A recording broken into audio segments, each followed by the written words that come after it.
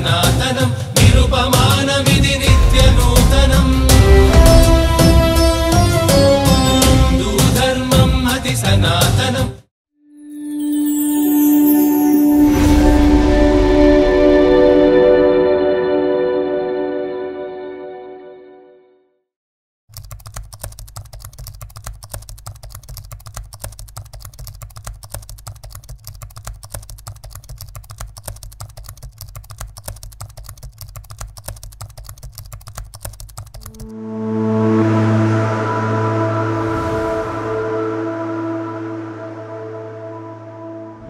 హిందూ మతం అనేది నేను ఒక ఆశ్చర్యమైన విషయం చెప్తాను. నేను జీవితాంతం 40 సంవత్సరాలు నేను మత సామరస్యాన్ని గురించి మతోన్మాదానికి వ్యతిరేకంగా పోరాడిన వ్యక్తిని.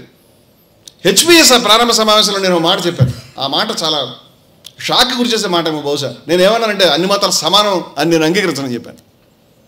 ఇది నా వ్యక్తిగతమైన అభిప్రాయం. వ్యక్తిగతమైన అభిప్రాయం చెప్తున్నాను, నేను సంస్థల అభిప్రాయం చెప్పట్లేదు. నా వ్యక్తిగత పర్సెప్షన్ అది. నేను అన్ని మతాలు సమానం అని అంగీకరించను, నా అభిప్రాయం అది. అన్ని మతాలకి ఈక్వల్ ప్లేయింగ్ గ్రౌండ్ ఉండాలి, అందరూ సహజీవనం చేయాలి, అందరూ సమానంగా ఉండాలి, అందరికీ అవకాశాలు ఉండాలి, ఎవరికి అవకాశం లేకుండా నిరాకరించకూడదని చెప్తున్నాను. నేను నా ప్రిఫరెన్స్ నాకుంటుంది, దాంట్లో తప్పేం లేదు. నేను నా అభిప్రాయం చెప్తున్నాను. అన్ని మతాలు సమానం కాదని అంతర్వేదిలో నరసింహ స్వామి దేవాలయం ముంగిట మా సభ జరిగింది. ఆ సభలో నేను చెప్పినప్పుడు నేను చెప్పాను అన్ని మతాలు సమానం నేను అనుకోవట్లేదు.